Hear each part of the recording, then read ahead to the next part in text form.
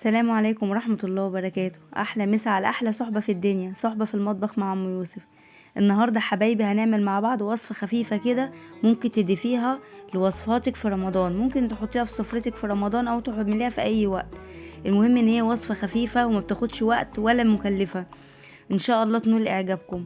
وعايزة أقولكم بمناسبة الشهر الكريم، كل سنة وكلكم طيبين، ربنا يرزقكم بالخير والبركة ويجعلها سنة خير وسعادة عليكم بإذن الله، ويفرحكم بأولادكم ويفرحكم بكل حاجة في حياتكم، وكل اللي نفسه في حاجة ربنا يحققها له.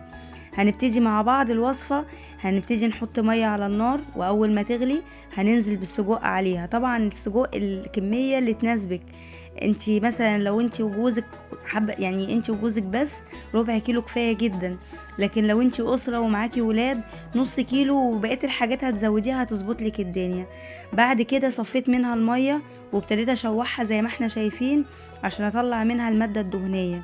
وطبعا المادة الدهنية دي اللي حابب يحتفظ بيها هو حر، بس انا بوريكم ازاي تقدروا تتخلصوا من المواد الدهنية اللي في السجق. وزي ما احنا شايفين وهي على النار ببتدي اشكها بالسكينة، بتطلع كل الدهون اللي فيها. لو انتوا واخدين بالكم والصورة موضحة لكم، بيبتدي يطلع زي سرسوب رفيع كده، بيطلع كل الدسم اللي جوه. كده انت بتاخدي السجق مفيهوش اي مواد دهنيه. طبعا انا بشوحها بيها، وبعد ما باخدها تشويحه كده برمي الدهون دي وببتدي اشتغل بحاجه صحيه خفيفه. في ناس بتحب طعم السجق وبتحب نكهته وريحته، يبقى الدهون اللي نزلت دي اشتغلي عليها وحطي حاجتك عليها وابتدي اشتغلي، بس طبعا هتبقى دسمة جدا. واول ما يبتدي يبرد هتحسي انت، اول ما يبتدي يبرد حاجة بسيطة هتلاقي الاكل مدهن، الاكل فيه دسم جامد. انتوا شايفين كل دي دهون مشبعة ودهون تقيلة ودسمة. المهم اللي حابب يستعملها زي ما قلت لكم يا جماعه، دي حريه شخصيه. اللي مش حابب، انا هنا ابتديت اتخلص منها وابتديت اشوحها تاني عشان اطلع كل الدهون اللي فيها على قد ما اقدر. انا مش عايزه فيها اي دهون خالص، عايزه اعمل اكل صحي وخفيف للولاد ان شاء الله. يعني كل ما تحافظوا على، بصوا قد ايه انا شلت قبل كده وطلع تاني. كل ده انتوا شايفينه عامل زي الزيت، عامل زي الدسم، وده دسم دهن، ده مش دسم سمنه، ده دسم هو مفيهوش سمنه جوه ولا زيت، هو فيه دهون، لان هما ما بيجوا يعملوا السجق بيعملوه مدهن جامد. وزي ما احنا شايفين بعد ما شوحته اتخلصت من الماده الدهنيه، خدته. اللي عايز يعمله صحيح زي ما هو حر، انا بحب اقطعه قطع زي ما احنا شايفين. لو انت حابه تعمليها صحيحه خلاص، يعني مش هيبقى وحش ولا في حاجه، وهيبقى جميل معاكي برضو.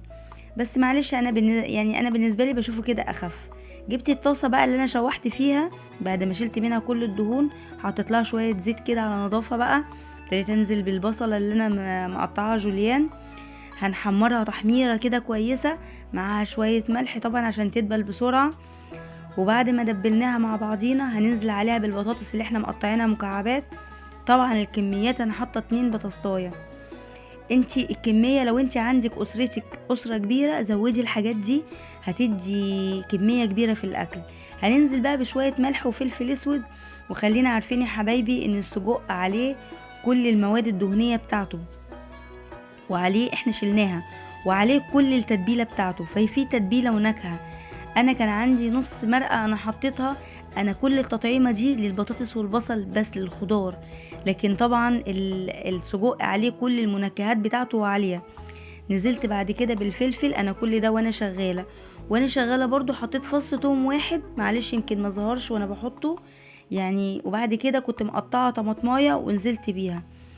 هبتدي اشوح كل الحاجات اللطيفة دي مع بعضها، وبعد كده بنزل عليها بشوية مية مغلية وبسيبها 10 دقايق. معلش في حتة التصوير بتاعها فات مني، ان انا بعد كده حطيت عليها السجق وقلبته وسبته ياخد غلوتين. نقلته بعد كده هوت في قلب الطاجن. لو انت حابة تسيبيه في الوك زي ما هو او في حلة او في صينية، بصراحة انا بحب تسوية الطاجن بتبقى تحفة. بعد ما حطيته على النار ابتديت اوطي عليه وغطيته بورق فويل، ووطيت عليه زي الشمعة وسبته لغاية ما البطاطس بقت زبدة معايا. والسجق طبعا خد من طعم بعضه، كان حاجة كده اللهم بارك ويحسن ما بين ايديكم. طلع الطاجن ما شاء الله، يعني زي ما احنا شايفين حاجة كده هوت خفيفة جدا. انا عملت معاه مكرونة محمرة، تقدري تعملي معاه رز لو انت حابة، تقدري بقى تعملي معاه شوية ورق عنب اللي انت عايزاه. المهم في النهاية اقول لكم كل سنة وانتم طيبين، ورمضان كريم عليكم جميعا، والسلام عليكم ورحمة الله وبركاته.